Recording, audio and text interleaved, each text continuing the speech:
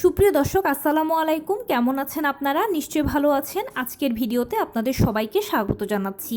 আজকে আমি আপনাদের সাথে খুবই গুরুত্বপূর্ণ একটা টপিক নিয়ে আলোচনা করব, আর সেটা হচ্ছে ডেলিভারি পেইন আসার আগে গর্ভবতী মায়ের কি কি শারীরিক পরিবর্তন হয়, কি কি অনুভূতি হয়। তাহলে চলুন মূল ভিডিওতে যাওয়া যাক। বাই দ্য ওয়ে, মূল ভিডিওতে যাওয়ার আগে একটা কথা বলি, আমি আমার চ্যানেলে pregnancy related, specially normal delivery related অনেক ইম্পর্টেন্ট তথ্য ভিডিও আকারে শেয়ার করে থাকি। এই তথ্যগুলো আমার পার্সোনাল এক্সপেরিয়েন্স ও আমার ডক্টরের সাজেশন থেকে নেওয়া। তাই আমার চ্যানেলটিকে যদি একবার আপনারা ভিজিট করেন, তাহলে আপনারা আপনাদের প্রশ্নাতীত মনের অনেক প্রশ্নের উত্তর পেয়ে যেতে পারেন। আমন্ত্রণ জানাবো আমার চ্যানেলটিকে একবার ভিজিট করে দেখার জন্য। এবারে চলুন মূল আলোচনায় যাওয়া যাক। আমি শুরুতেই বলেছি আজকে আলোচনা করব ডেলিভারি পেইন আসার আগে গর্ভবতী মায়ের কি কি অনুভূতি হয়, কি কি শারীরিক পরিবর্তন হয় সে সম্পর্কে।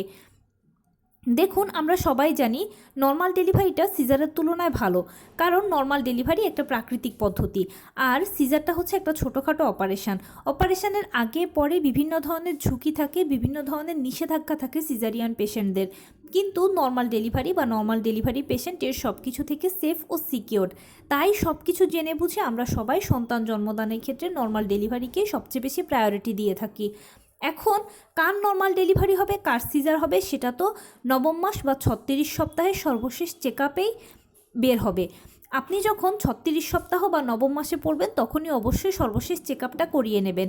শেষ চেক আপে যদি দেখেন যে রিপোর্টস সব কিছু মা ও বাচ্চার স্বাভাবিক এসেছে, সব কিছু ঠিক আছে, তাহলে ধরে নেবেন যে ইনশাল্লাহ ডেলিভারিটা নর্মালেই হতে যাচ্ছে। আর যদি কোনো জটিলতা থাকে তাহলে অবশ্যই সিজারের প্রয়োজন। আর কবে, কোন দিন, কোন সময়, কখন সিজার করানো হবে সেটা আপনার ডাক্তারই আপনাকে বলে দেবে। সে অনুযায়ী আপনি সিজারটা করেই ফেলতে পারলেন, এটা নিয়ে আলাদা করে কিছু বলার নেই। কিন্তু নর্মাল ডেলিভারিটা হলো মূলত অপেক্ষার বিষয়। এখানে আপনাকে সময় দিতে হবে, সময় নিতে হবে। নর্মাল ডেলিভারিতে প্রকৃতপক্ষে কষ্ট বলতে যদি কিছু বোঝায়, তাহলে এই অপেক্ষাটুকু জাস্ট। কবে আপনার ডেলিভারি প্রক্রিয়া শুরু হবে, কবে পেইন আসবে, একবার যখন ডেলিভারি প্রক্রিয়া শুরু হয়ে যাবে, তখন একের পর এক ধাপ অতিক্রম করতে করতে কখন আপনার ডেলিভারি হয়ে যাবে আপনি সেটা বুঝতেই পারবেন না, পুরো ম্যাজিকের মতো হবে। কিন্তু শুধু এই যে অপেক্ষাটুকু, কবে ডেলিভারি প্রক্রিয়া শুরু হবে, এটাই এখানে কষ্ট। এই কষ্টটুকু আপনাকে কষ্ট করে নিজের ভালোর জন্য, সন্তানের ভালোর জন্য স্বীকার করতে হবে প্লিজ। এখানে ছোট্ট একটা ইনফরমেশান দিয়ে রাখি, আপনি যখন প্রথম কনসিভ করবেন, তখন আপনার ডাক্তার আপনাকে যে ইডিডি বা এক্সপেক্টেড ডেলিভারি ডেটটা দেবে, সেই ডেটে যদি ডেলিভারি হয়ে যায় তাহলে তো ভালো, আর যদি না হয় তাহলে আপনি পরবর্তীতে আবার ডাক্তারের কাছে গেলে ডাক্তার আপনাকে চেক আপ করে এক্সট্রা 7 দিন সময় দেবে। সেই 7 দিনের মধ্যেও ডেলিভারি হয়ে গেলে ভালো, আর যদি না হয় তাহলে আবারও ডাক্তারের কাছে যাবেন। ডাক্তার আপনাকে চেক আপ করে পরবর্তীতে আরও 2 দিন, 3 দিন, 5 দিন এক্সট্রা সময় দেবে। এভাবে 3 ধাপে আপনি সর্বমোট 40 সপ্তাহ পর্যন্ত অপেক্ষা করতে পারবেন নর্মাল ডেলিভারির জন্য। তাই প্লিজ টেনশনের কোনো কারণ নেই, আপনার হাতে 40 সপ্তাহ পর্যন্ত দীর্ঘ সময় আছে। এবারে বলছি ডেলিভারি পেইন আসার পূর্ব মুহূর্ত বা লক্ষণ। নর্মাল ডেলিভারিগুলো সাধারণত 40 সপ্তাহের মধ্যেই হয়ে যায়, আর যখনই নবম মাসে পড়বেন তখনই কিন্তু আপনার বডি কিছু না কিছু আপনাকে সাইন দেখাতেই থাকবে। যেমন ধরুন, প্রাকৃতিক কোনো কিছুই হুট করে হয়ে যায় না। যদি উদাহরণ দেই, বৃষ্টি আসার কথা। বৃষ্টি আসার আগে কী হয়, আকাশে ঘন কালো মেঘ হয়, বিদ্যুৎ চমকায়, তার পরবর্তীতে কি হয়, বৃষ্টি হয়। ঠিক তেমনিভাবে নর্মাল ডেলিভারিতে ধরে আপনার প্রক্রিয়া শুরু হয়ে যাবে না। এর আগে বডি আপনাকে কিছু সাইন দেখাবে, কিছু সিমটম দেখাবে। এগুলো যদি আপনি ধরতে পারেন তাহলে বুঝতে পারবেন যে আপনার ডেলিভারি প্রক্রিয়া শুরু হতে আর অল্প কিছুদিন বাকি আছে। মোটামুটি নবম মাস বা 36 সপ্তাহে যখন গর্ভবতীরা প্রবেশ করেন, তখন থেকে যে লক্ষণগুলো বেশি বেশি দেখতে পান সেগুলো হচ্ছে কোমরে তলপেটে ব্যথা, ঘন ঘন প্রস্রাবের চাপ অনুভব করা। আপনি হয়তো বাথরুমে যাচ্ছেন, 2-1 ফোঁটা প্রস্রাব হচ্ছে, অথবা কখনো হচ্ছেও না, কিন্তু একটা র্যান্ডম প্রস্রাবের চাপ ফিল করছেন। খেয়াল করবেন মাঝে মাঝে আপনার পেট নিজে নিজে শক্ত হচ্ছে, কয়েক সেকেন্ড থাকছে, আবার চলে যাচ্ছে। এভাবে 24 ঘন্টার মধ্যে 2-3 বার হচ্ছে। তার পাশাপাশি আরও কিছু লক্ষণ দেখা যায়, যেমন ধরুন যে আপনার বসতে খুবই কষ্ট হতে পারে, হাতে পায়ে পানি এসে যাওয়া, যৌনাঙ্গের দিকে, জরায়ুর মুখের দিকে প্রচণ্ড চাপ অনুভব করা, এ ধরনের সমস্যাগুলো বেশি হয়। আর তাছাড়া সবচেয়ে বড় লক্ষণ হচ্ছে ঘন ঘন ফলস পেইন হওয়া। খেয়াল করবেন আপনার কোমরের দিক থেকে একটা পেইন শুরু হয়ে তলপেটের কাছে এসে পায়ের নিচ দিয়ে চলে যাবে। খুবই অল্প সময়ের জন্য এটা থাকে, কিন্তু এটা ঘন ঘন হতে থাকে। নবম মাস থেকে আপনি এগুলো টুকটাক 2-1টা দেখবেন, এবং যত সামনের দিকে আগাবেন, মানে 37 সপ্তাহ, 38 সপ্তাহ, যত সামনের দিকে আগাবেন তত এগুলো বেশি বেশি দেখতে পাবেন। আর এই সিমটমগুলো যখন ঘন ঘন দেখতে পাবেন তখন ধরে নেবেন যে আপনার ডেলিভারি প্রক্রিয়া শুরু হতে আর 7 থেকে 10 দিন বাকি আছে। 7 থেকে 10 দিনের মধ্যে আপনার ডেলিভারি প্রক্রিয়া শুরু হয়ে যাবে। আর বেসিক্যালি নর্মাল ডেলিভারি প্রক্রিয়াটা যে কোনো সময় শুরু হয়ে যেতে পারে। ওঠা, বসা, হাঁটা, চলা, খাওয়া যে কোনো সময়ের মধ্যে ডেলিভারি প্রক্রিয়াটা শুরু হতে পারে। আমাদের এক্সাক্ট পিরিয়ডের মতো, পিরিয়ড হওয়ার আগে যেরকম আমরা কিছুই বুঝতে পারি না, যে কোনো সময় পিরিয়ডটা শুরু হয়ে যায়, ঠিক এখানে যে কোনো সময় আপনার ডেলিভারি প্রক্রিয়া শুরু হবে।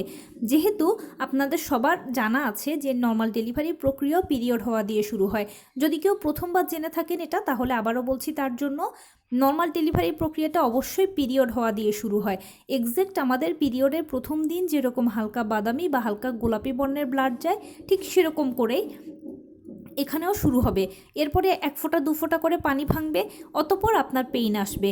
পেইনটা প্রথমে হালকা, তারপরে মাঝারি, তারপরে ভারী হবে। পেইন কখনো এক নাগাড়ে হয় না। কারো কারো দেখা যায় 10 মিনিট পর পর পেইন আসে, কারো 15 মিনিট পর পর পেইন আসে, কারো আবার আধা ঘন্টা পর পর পেইন আসে। এক একজনের এক এক রকম। পেইন যখন ভারী হবে, ভারী পেইন মানে অসহ্য পেইন নয়, ভারী পেইন মানে হচ্ছে বারে কমে আসা। ধরে নিচ্ছি আপনার 10 মিনিট পর পর পেইন আসে, তাহলে এখন আপনার ভারী পেইনের বেলায় যেটা হবে সেটা হচ্ছে 2 মিনিট পর পর আসবে, 1 মিনিট পর পর আসবে, 3 মিনিট পর পর আসবে, এরকম করে বারে কমে আসবে পেইনটা। এরই মধ্যে দেখবেন একটা পর্যায়ে জরায়ুর কন্ট্রাকশন শুরু হয়ে যাবে। জরায়ুর কন্ট্রাকশন মানে হচ্ছে যারা এখন নবম মাসে আছেন তারা হয়তো খেয়াল করছেন মাঝে মাঝে পেট শক্ত হচ্ছে, ছেড়ে দিচ্ছে, তখন এই জিনিসটা অনেক বেশি হবে, ঘন ঘন হবে, যার ফলে বাচ্চা ভেতর থেকে চাপ দেবে। ডাক্তারও আপনাকে পাল্লা দিয়ে চাপ দিতে বলবে। আপনাদের মা ও বাচ্চার উভয়ের মিলিত প্রেসারে ডেলিভারি কাজটা সম্পন্ন হবে ও প্লাসেন্টা ডেলিভারির মাধ্যমে সাকসেসফুলি আপনি আপনার দীর্ঘ 9 মাসের জার্নিটাকে নর্মাল ডেলিভারির মাধ্যমে শেষ করতে পারবেন। এটা হচ্ছে ফুল প্রক্রিয়া। আর এই পুরো প্রক্রিয়াটা হতে কারো কয়েক ঘন্টা লাগে, কারো 1 দিন লাগে, কারো 2 দিন লাগে, কারো 3 থেকে 4 দিনও সময় লেগে যেতে পারে। এটা ডিপেন্ড করছে আপনি কিভাবে প্রিপারেশান নিচ্ছেন। যারা নিয়মিত ব্যায়াম করেন, কায়িক শ্রম করেন, পুষ্টিকর খাবার খান, তাদের সময় কম লাগে। আর যারা একটু অলস, একটু কুঁড়ে স্বভাবের, বসে থাকতে শুয়ে থাকতে পছন্দ করেন, তাদের সময়টা অনেক বেশি লাগে। এবারে অনুভূতির কথা যদি বলি, আসলে এখানে স্পেসিফিক কোনো অনুভূতি নেই। আপনি এখন যেরকম আছেন ঠিক এরকমই হাঁটা চলার মধ্যেই একটা সময় দেখবেন যে আপনার প্রক্রিয়া শুরু হয়ে গেছে, নর্মাল ডেলিভারি, জরায়ু মুখ খুলে গেছে। তবে মাঝে মাঝে অনেকে বলে থাকেন যে তাদের এই ধরনের ফিলিংস হয় যে পিরিয়ড হওয়ার আগে আমাদের যেরকম একটু মুড সুইং, একটু মেজাজ খিটখিটে থাকা, এই ধরনের অনেকের হতে পারে। তবে ম্যাক্সিমাম জনেরই স্বাভাবিক হাঁটা চলা, ওঠা বসা এবং এখন যেরকম আছেন ঠিক এর মাঝখানেই প্রক্রিয়াটা শুরু হয়ে যাবে। তাই যখনই আপনারা নবম মাস বা 36 সপ্তাহে পড়বেন, তখনই একেবারে শারীরিক, মানসিক, আর্থিক 3ভাবেই ডেলিভারির জন্য প্রস্তুতি নিয়ে নেবেন। মনে রাখবেন যে কোনো সময় যে কোনো মুহূর্তে আপনার ডেলিভারি প্রক্রিয়া শুরু হয়ে যেতে পারে। এখানে ধরা বাঁধা কোনো নিয়ম নেই। তো এই ছিল আজকের ভিডিও। কেমন লাগলো বলুন। যদি ভালো লেগে থাকে ও হেল্পফুল হয়ে থাকে তাহলে প্লিজ লাইক, কমেন্ট, শেয়ার করতে একদম ভুলবেন না। আর সেই সাথে আমার চ্যানেলটিকে সাবস্ক্রাইব করার বিনীত অনুরোধ রইল। পাশে থাকা বেল আইকনটি ক্লিক করে দেবেন যেন আমি ভিডিও আপলোড করার সাথে সাথে আপনারা নোটিফিকেশান পেয়ে যান।